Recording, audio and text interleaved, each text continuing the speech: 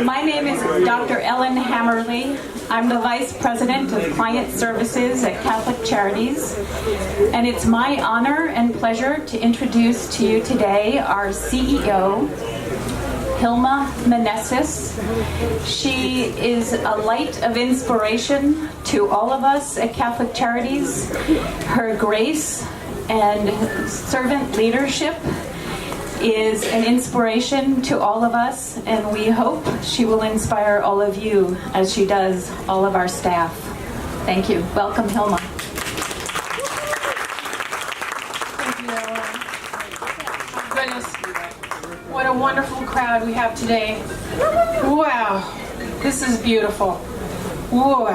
First of all, I want to extend a very warm welcome and thank you for participating to our Interfaith leaders, Bishop William Justice, Rabbi Beth Singer, Imam Shakoor, and I also, of course, extend our warmest welcome to our dignitaries, Honorable Mayor London Breed, Reverend Dr. Amos Brown, who's also the president of the NAACP, Danny Glover, our civil rights leader and distinguished actor. Jeff Brzezinski, the director of Homelessness and Supportive Housing Division at the City of San Francisco. And Captain Matthews, one of the very few African American women captains in the force. So thank you. We thank them for their leadership in helping solve some of the most difficult problems in our community. And of course, I want to thank all of you, our neighbors, our community partners, our guests, our staff who are here today, and the Sacred Heart Choir and the Shipwreck Choir who are going to sing for us a little bit later.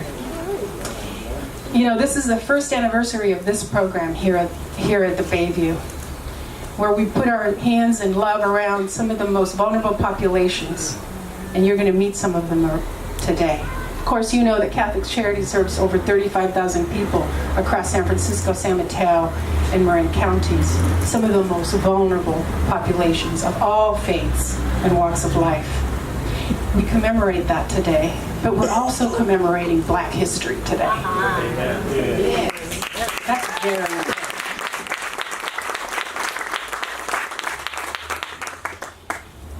The Black experience in San Francisco has shades of darkness and shades of light.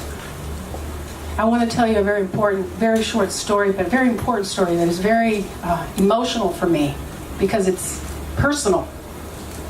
When I asked Dr. Reverend Amos Brown whether he could join us today, he asked a little bit about me, and I said, Reverend Brown, I attended Burnett Elementary School in New Hunters Point. And he looks at me and he says, Madam, can you hear him say that?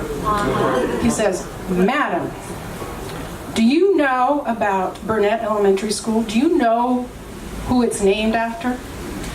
And mind you, I had been gone for 30 years, and I went to elementary school there in the 70s. So frankly, I didn't. And that's a very important history. And he proceeded to tell me that in 1842, a Missouri lawyer by the name of Peter Burnett moved to Germantown, Oregon, which is now Portland, Oregon, where actually I've been for the last 30 years. In 1842, he moved there, and he passed a law that said that any Black people who lived there after 6 months would be flogged.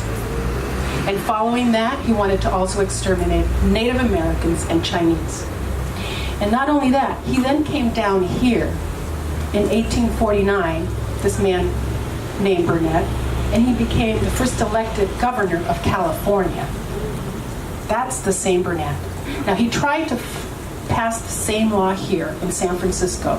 African Americans would be exterminated if he had his way, right? Or at least he thought. But the law didn't pass. However, although the law did not pass, friends, he was still distinguished in some of the community here in San Francisco. So much so that his name was put on the schools of many schools around the state of California. And mind you, it wasn't until 170 years later, because of the heroic efforts of Dr. Reverend Amos Brown, that Burnett Elementary School and Burnett Child Development Center were changed. And in fact, Burnett Child Development Center is now called, instead of Peter Burnett, it's now called Leola Harvard Child Development Center.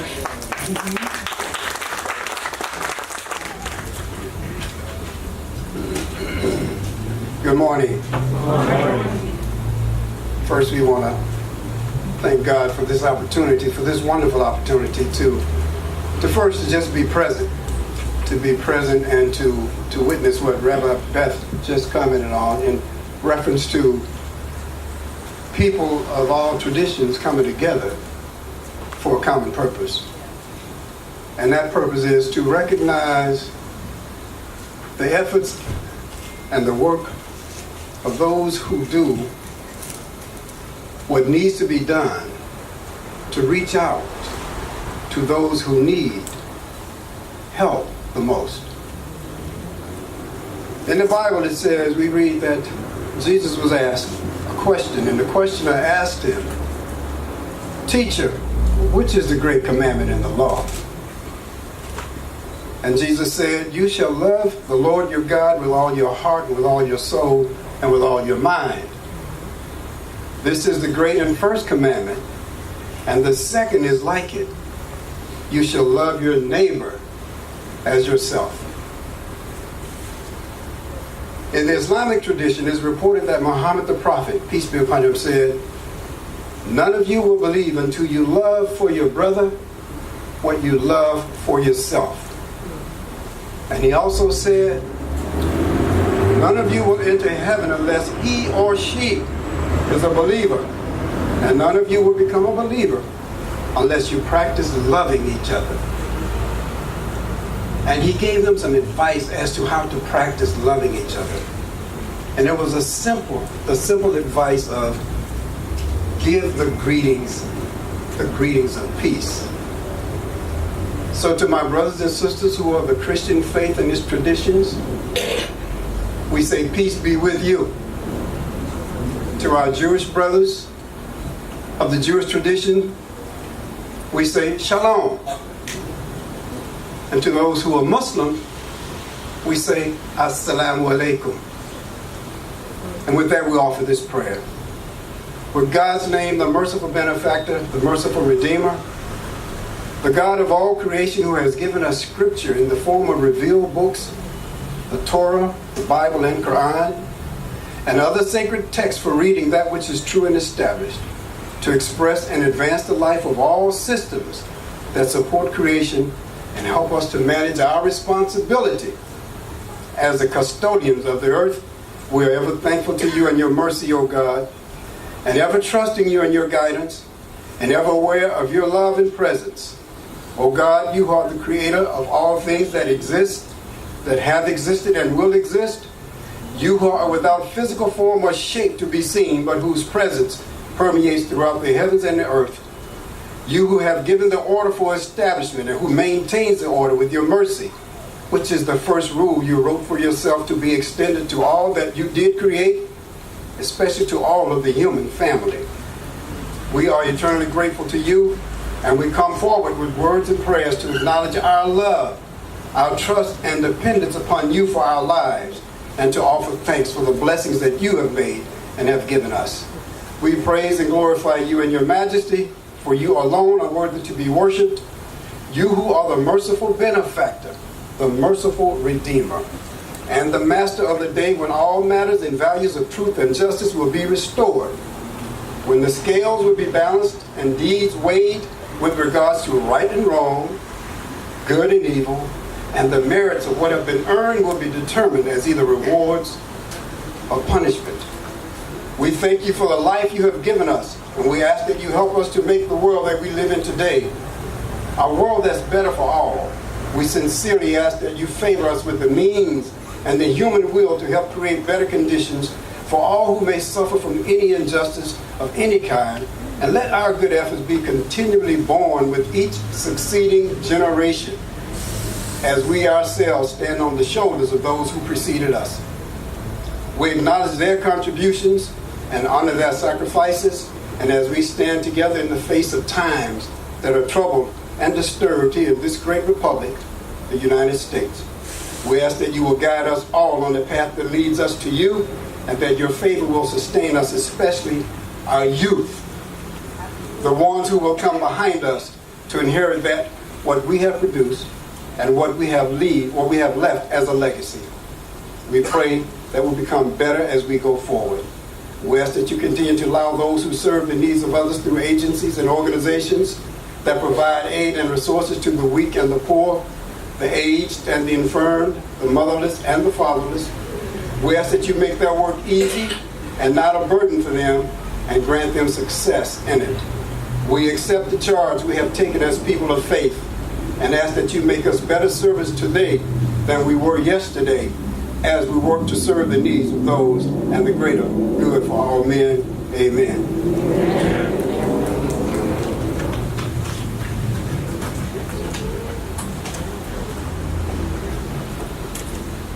And now I have the pleasure and the honor of presenting you the Honorable Mayor London Breed.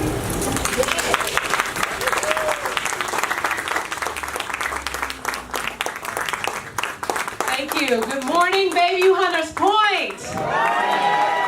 It is such an incredible honor to be here today to not only celebrate this amazing access point and the work that it continues to do to provide support to families who are struggling with homelessness, but it is so great to be here to celebrate Black History Month in the city and county of San Francisco.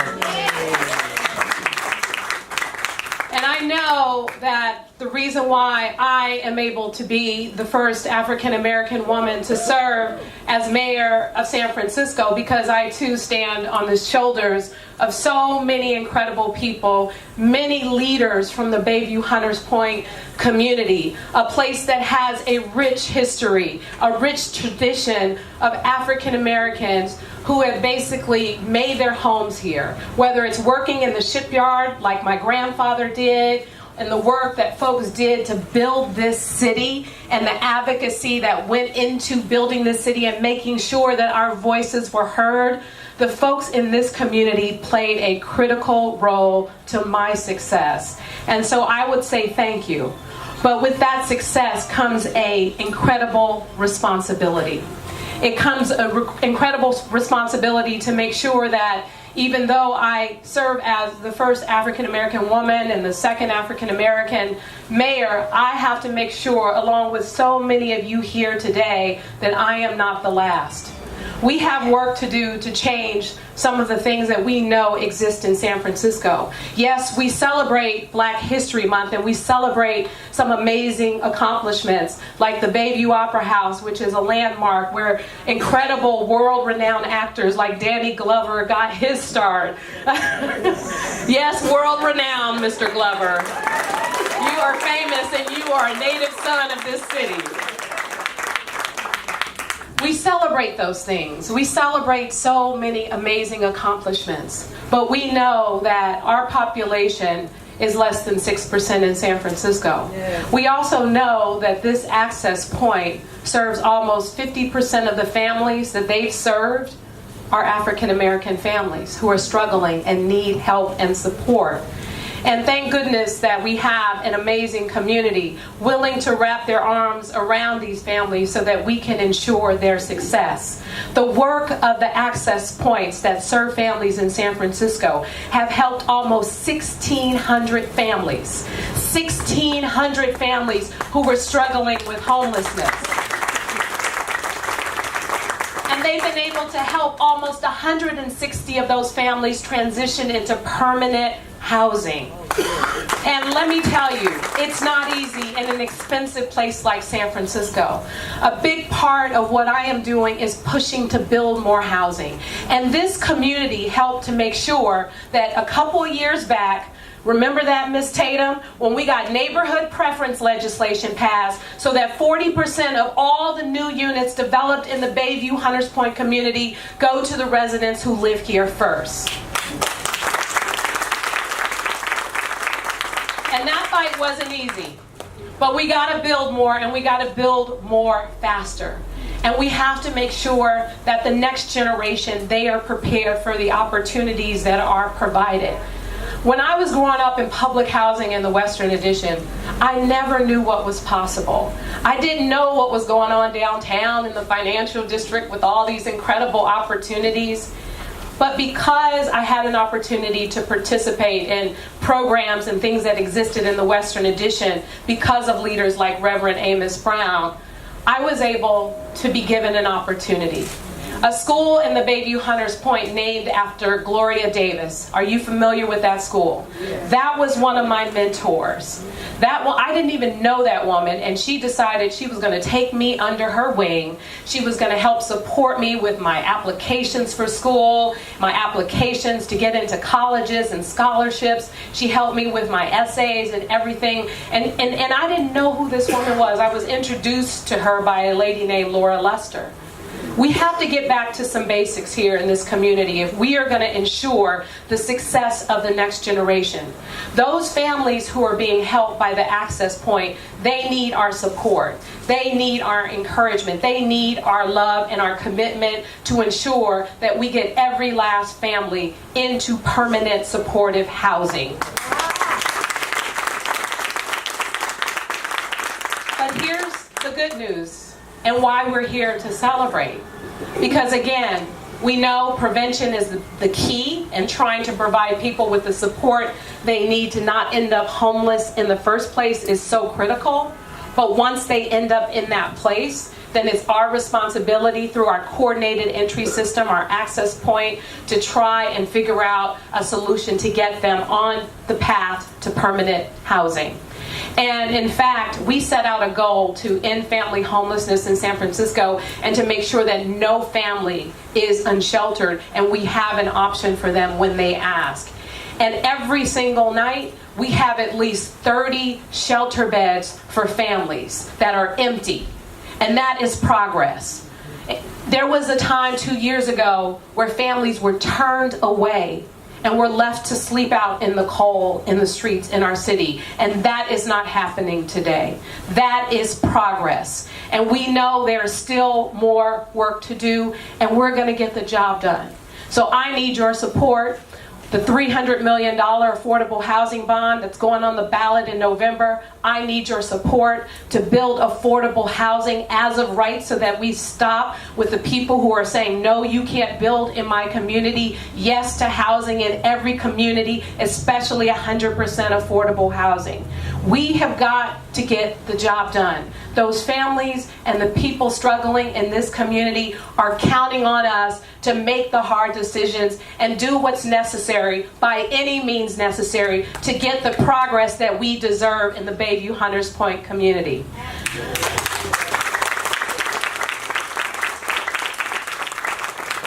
So yes, there's much to celebrate, and I am excited and honored to be here with each and every one of you. But yes, we still have work to do. So let's continue to work together to get the job done and make our programs even more successful so that there is never a time in the city and county of San Francisco where one family, one child is suffering from homelessness. We can do better, and we will do better. Thank you all so much for having me here today.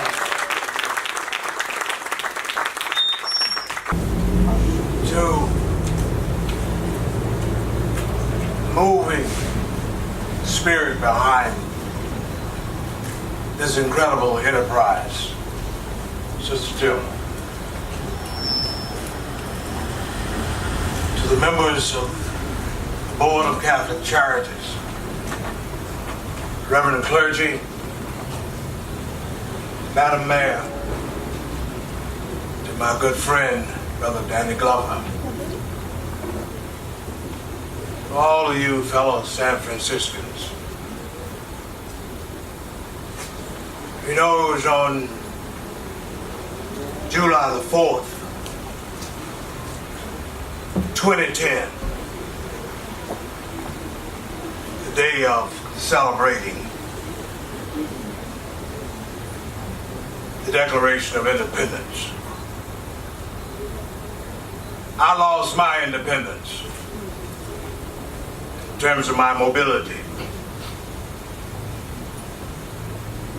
to a stroke. But thank God, God spared my brain and my mouth.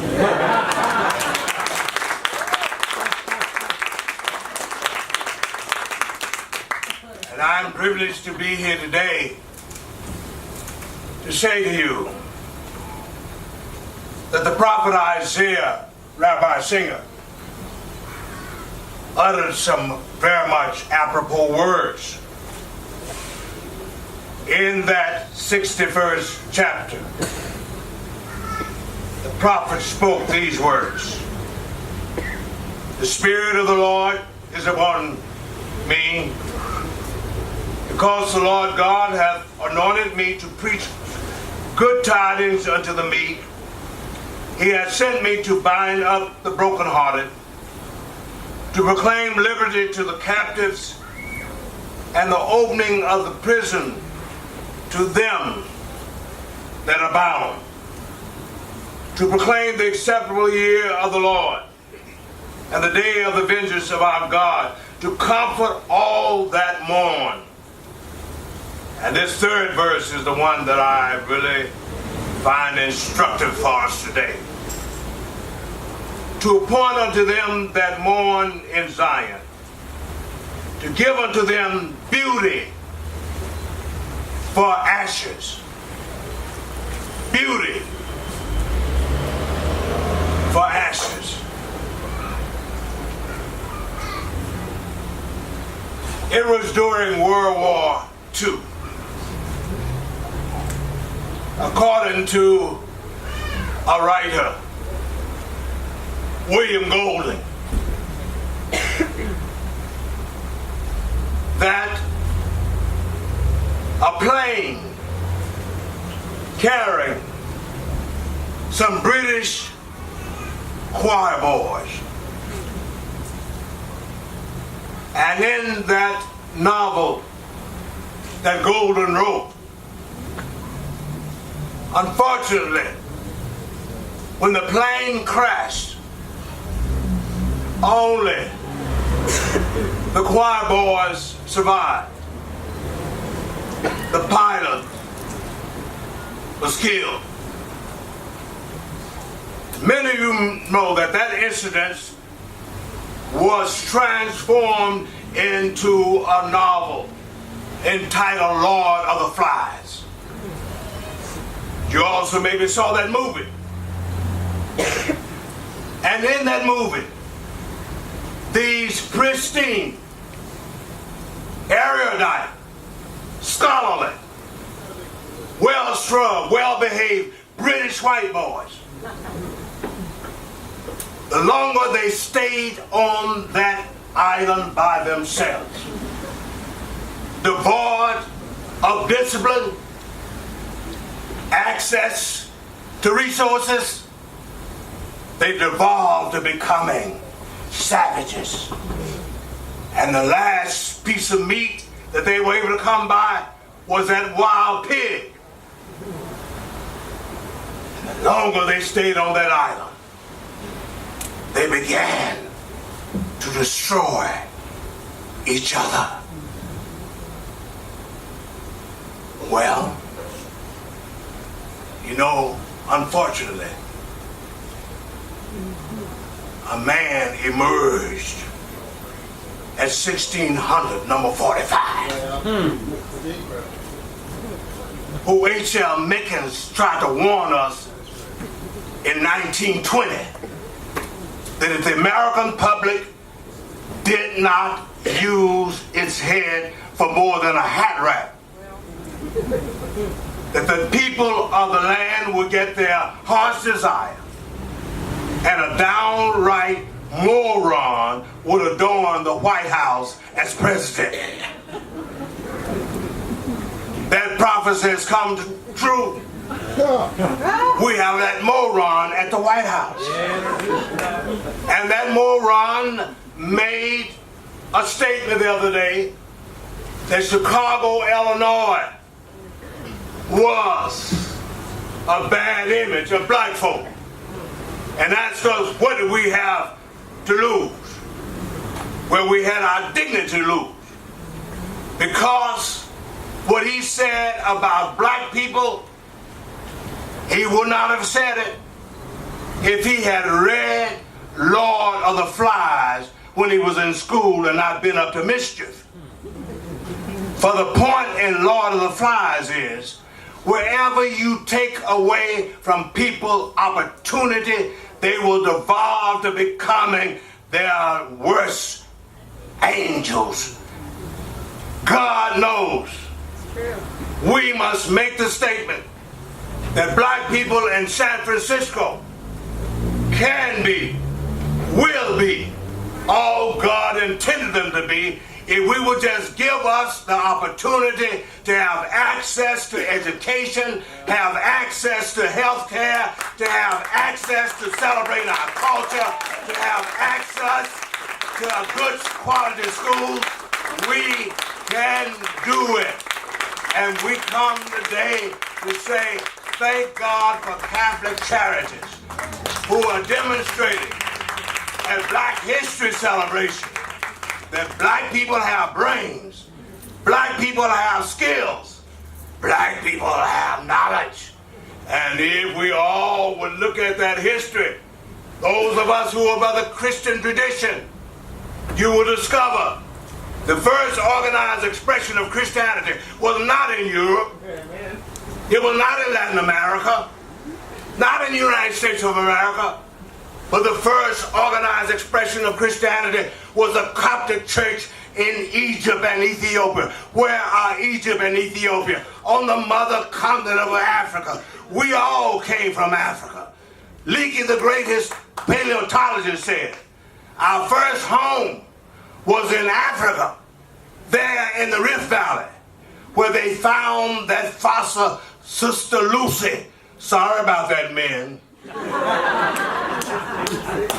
And consequently, since we left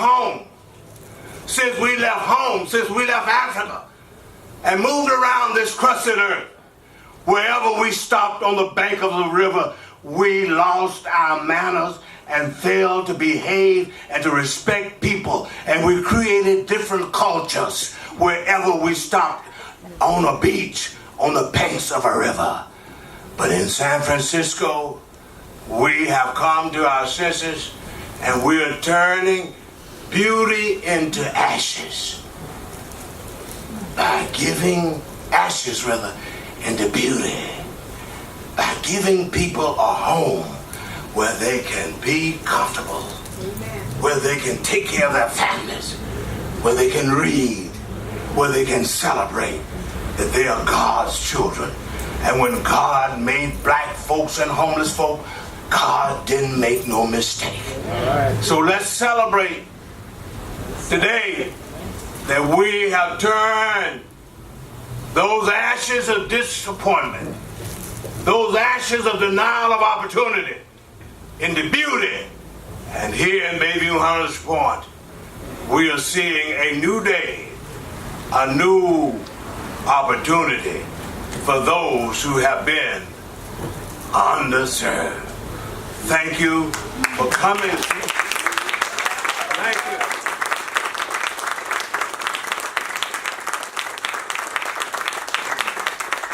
And here is the postscript. When I was recovering from that stroke, I was reading a book, San Francisco, from 1890s to 1940s. And I read in that book that there was a man named Peter Burnett who, as Jamila has referenced, was a bad fellow. He didn't like black people. He made sure, as she stated, that up in Oregon, if a black face was found in Germantown, they would be beaten every 6 months until they left town. And you know what? When I discovered that, and also that Peter Burnett was that first governor of California, I called Willie Brown and I said, Willie, have you ever heard of Peter Burnett? He said, no, Amos. I said, well, let me tell you from my hospital bed. I said, that grand rascal didn't like black folks. And there's a school over in Bayview, Hunters Point named Burnett Early Childhood School. And I said, since he didn't change his mind about black folks and about Native Americans and Chinese, we are going to change the name of that school.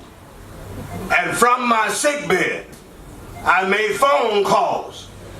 And on 2011, the Board of Education voted unanimously to change the name of Burnett School to the Leola Havard Early Childhood Education School. And there's one more thing we have in this town. There's a Burnett Street over there, not far from Juvenile Hall. And Madam Mayor, a committee needs to get together and change the name of that street, because there has to be understood that any person who is a racist, any person who is a chauvinist, should not be honored in our society. Right. But we should all see every human being as being of infinite worth and dignity. We should make sure that everybody is treated fairly. And when we do that, when we change the name of these nationalists, the names of these races, the day will come, as I always say antiphonally, that we will be able to say, I'm black and I'm proud. I'm brown and I'm sound. I'm yellow and I'm mellow. I'm white and I'm all right. I'm red but I ain't dead. I'm a woman and I'm wise. I'm gay and I'm godly. I'm an immigrant and I'm industrious. I'm straight and I'm sensible. That's what America ought to be about, and it can be that when we give everybody access to equal opportunity in these United States of America. God bless you. Keep on. Keep on. Turning ashes into beauty and making sure that we become a beautiful city where all of God's children will say, I am somebody. Thank you very much.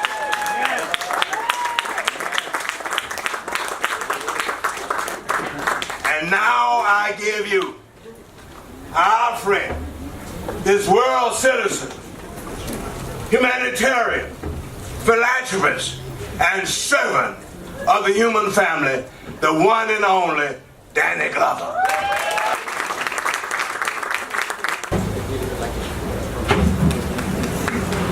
I,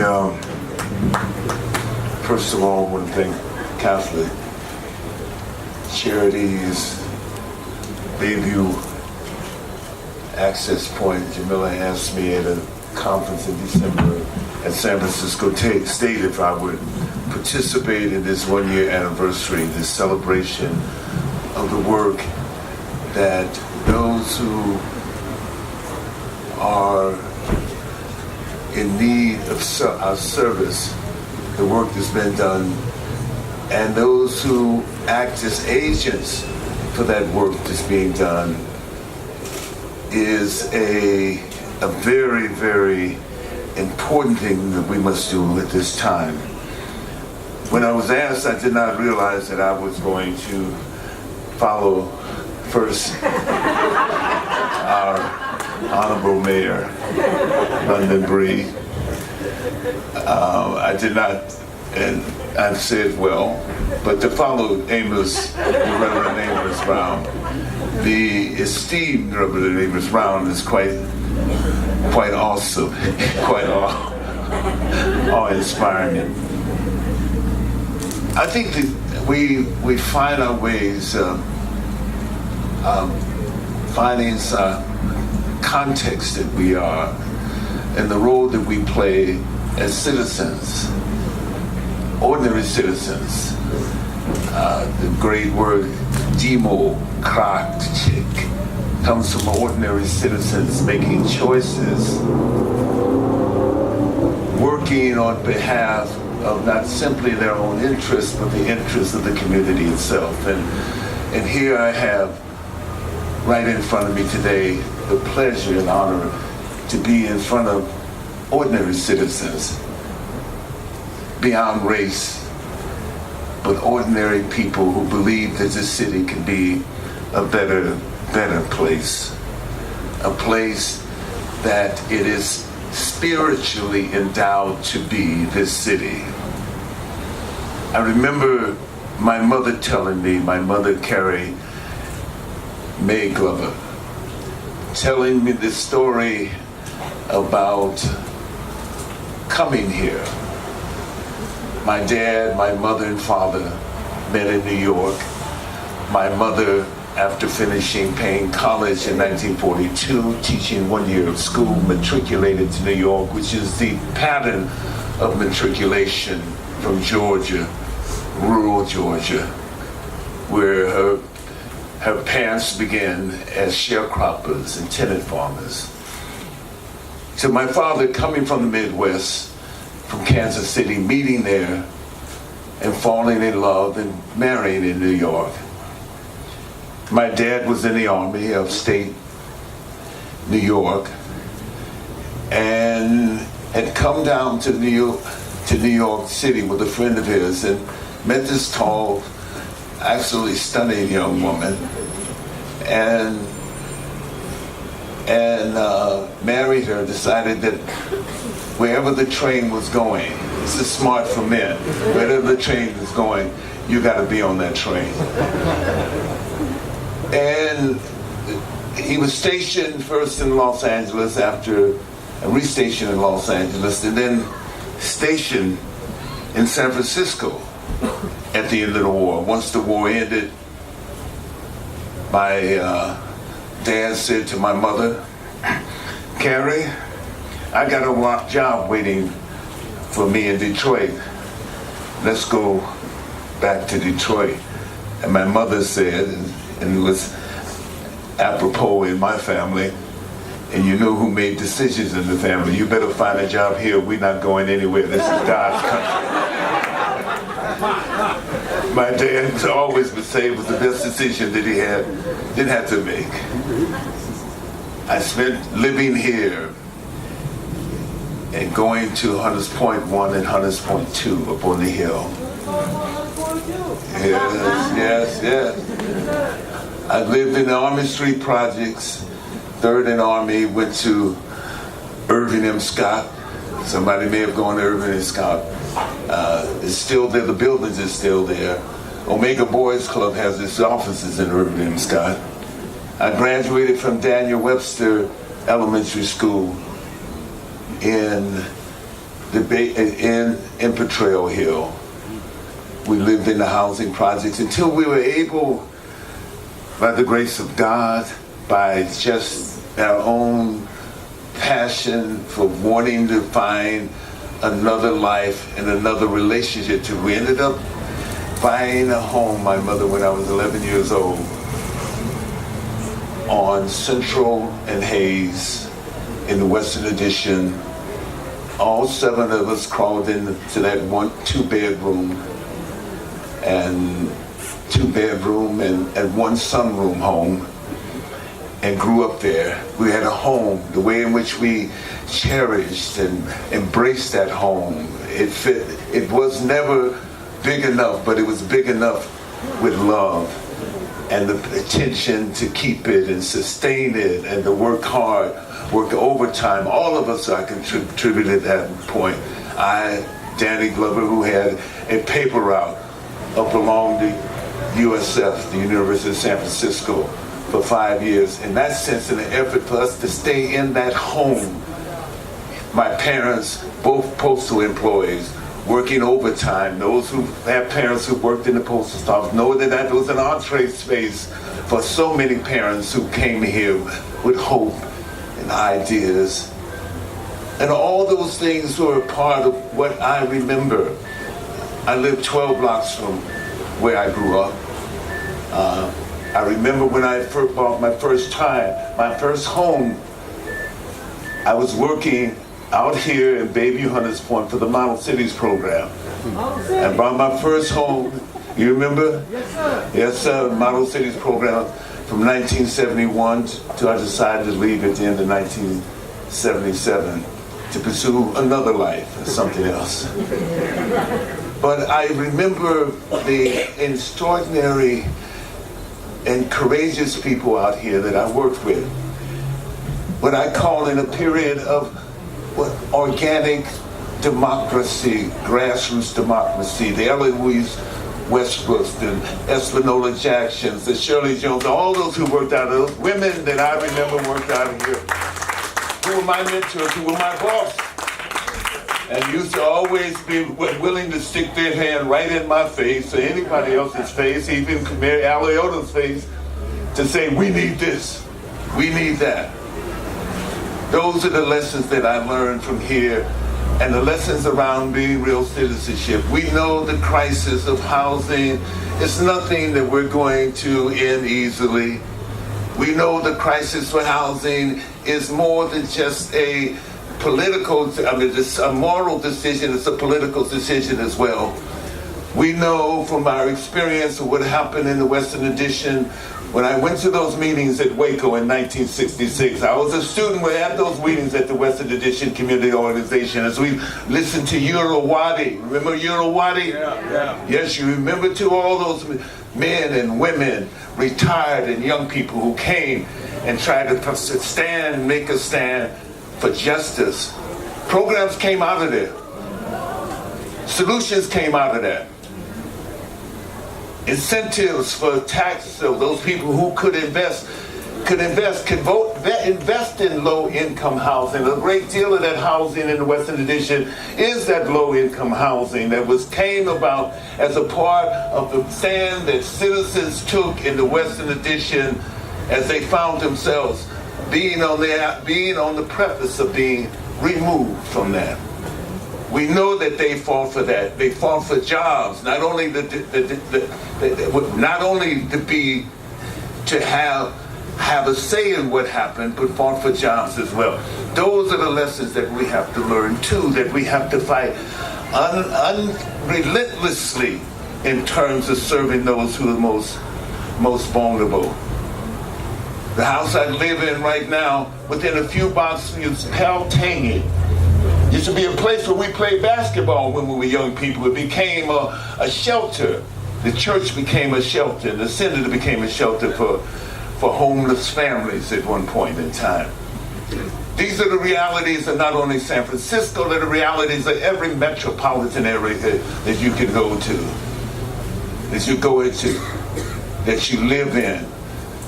When I moved onto the street I live on, there was a family who worked for the post office. There's a family down the street who worked for the post office. Working people. There was another family across the street. No, those people are gone.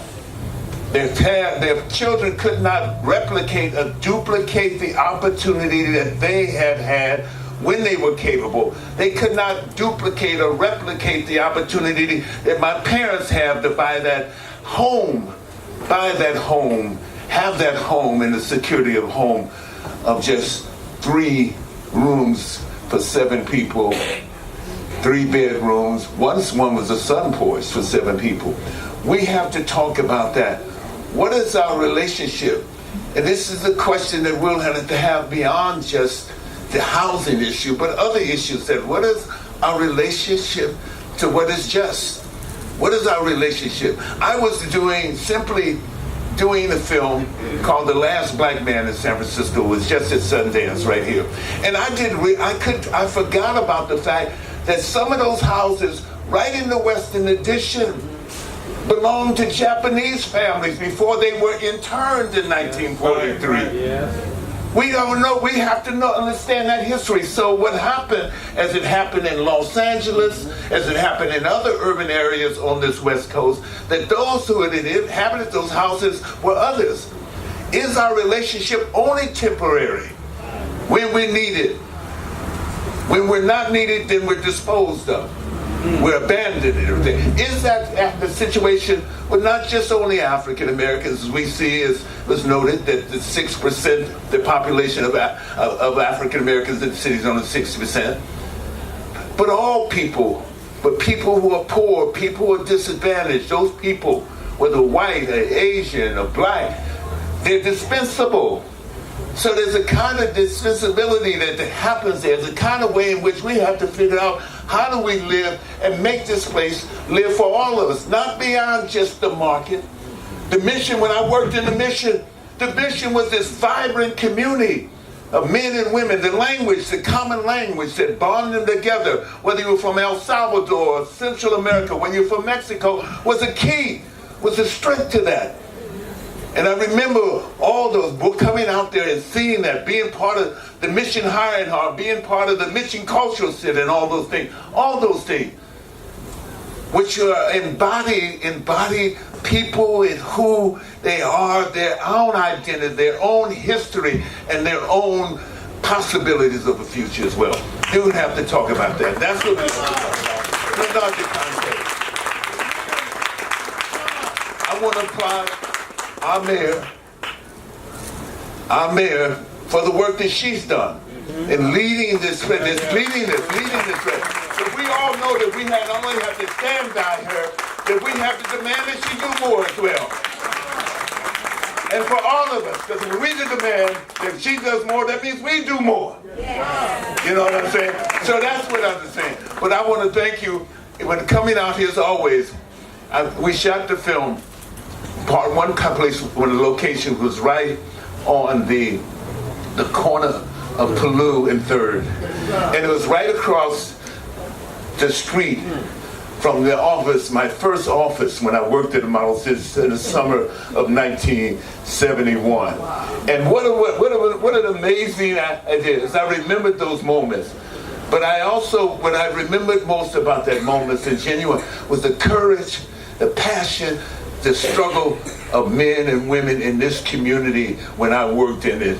And I'll always remember that and always carry it. I've learned so much from that process. And hopefully I've been able to sometimes shine and to let it shine somewhere else in the world and in this city and this country. Thank you so much.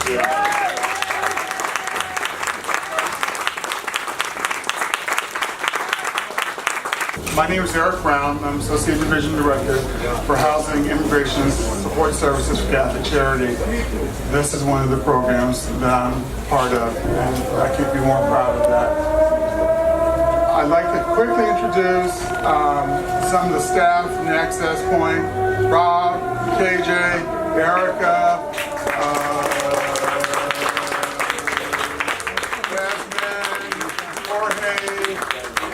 Michelle,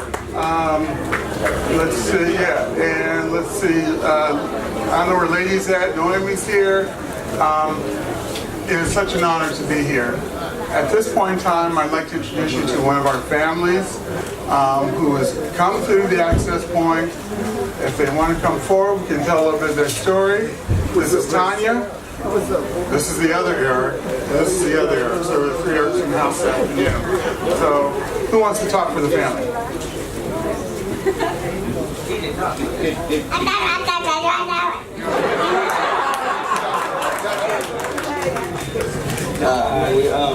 We actually just got housed, and it was pretty fast. It's really like unbelievable almost to actually think that we have our own place and EJ loves going home. Thank you.